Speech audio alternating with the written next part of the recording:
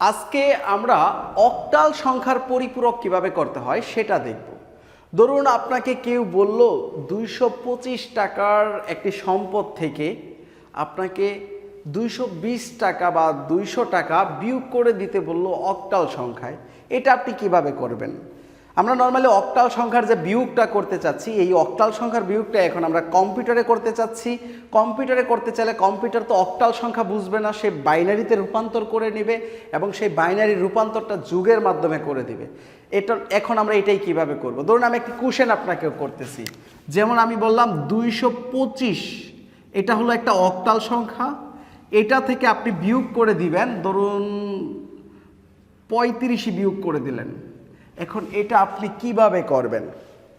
এই কাজটা অক্টাল সংখ্যাই তো, নর্মালি দুইটাই অক্টাল সংখ্যা নিয়েছি।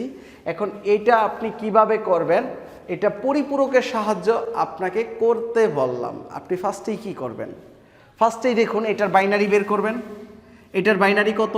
এটার বাইনারি আপনি 3 গড় করে নেবেন। অক্টাল কোড থেকে বাইনারিতে কিভাবে যাওয়া যায় তা অবশ্যই এতদিনে জেনে গেছেন। না জেনে থাকলে আমার ইউটিউব চ্যানেলের প্লেলিস্ট থেকে ভিডিওগুলো দেখে আসুন। তারপর আমরা 101 এটা নিলাম, তারপর 2 এর জন্য 10 আরেকটা 0 দিয়ে দিলাম, তারপরে 2 এর জন্য 10 আরেকটা 0 দিয়ে দিলাম। এটা হলো আমার কি একটা অক্টাল কোড।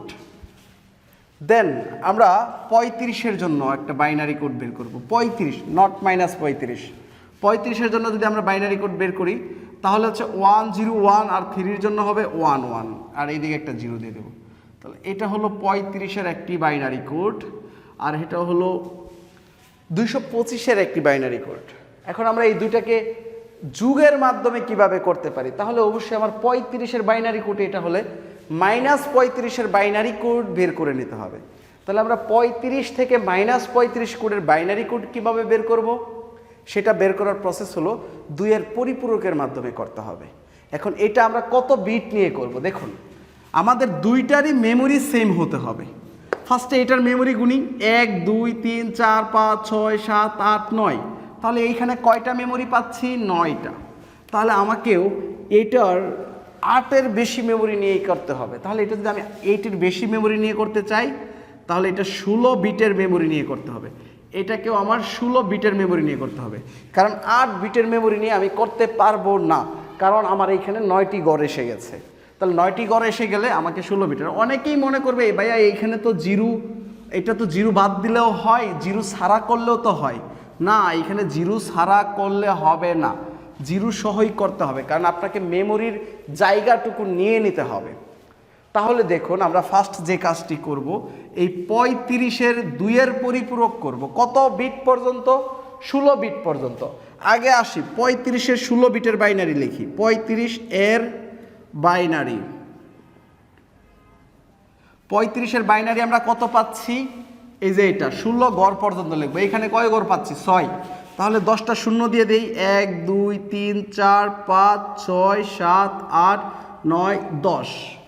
দেন আমরা এইখানের 6টা বসিয়ে দেব। 0 1 1 1 0 1। আবার 16টা গড় হয়ে গেছে। এখন এটার ওয়ান্স কমপ্লিমেন্ট করব, জাস্ট উল্টিয়ে দিব। উল্টিয়ে দিলে কত হচ্ছে? 1 1 1 1 1 1 1 1 1 0 0 0 1 0। এটাই হলো আমার কি? Once compliment. এটাই হলো আমার ওয়ান্স কমপ্লিমেন্ট। আচ্ছা, এটাই হলো আমার ওয়ান্স কমপ্লিমেন্ট। এখন আমি টুস কমপ্লিমেন্ট করতে চাচ্ছি, তার মানে আমি 1 যোগ করে দেব। 1 যোগ করে দিলে আমি পাচ্ছি কত? 1 1 0 0 0 1 1 1 1 1 1 1 1 1 1। তার মানে এটাই হলো আমার কত এর বাইনারি? -35 এর বাইনারি। এখন -35 এর সাথে আমি এই 225 যোগ করে দিতে পারি। তার মানে 225 যদি আমি যোগ করে দেই তাহলে এটা কত থাকবে? সেই বিয়োগ করাই হবে, নর্মালি 190 থাকবে। আমি এটার যোগ করে দিচ্ছি। এখন আপনারা আশা করি এই যোগটা বুঝেন বা পারেন।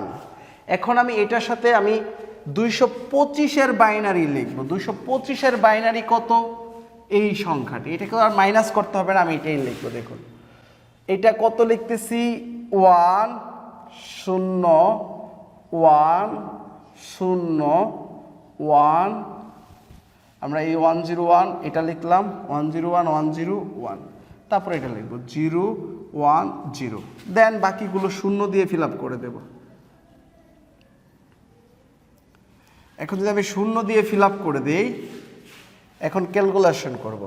1 আর 1 যোগ করলে হয় 0 থাকে 1 ক্যারি, 0 থাকে 1 ক্যারি, 0 থাকে 1 1 1, দেন 1 হয়ে যায় 0 ক্যারি 1 হয়ে যাবে, সেটাও 0 সেটাও 0 0 0 0, আপনি যোগ করে দেখুন এটাই হবে।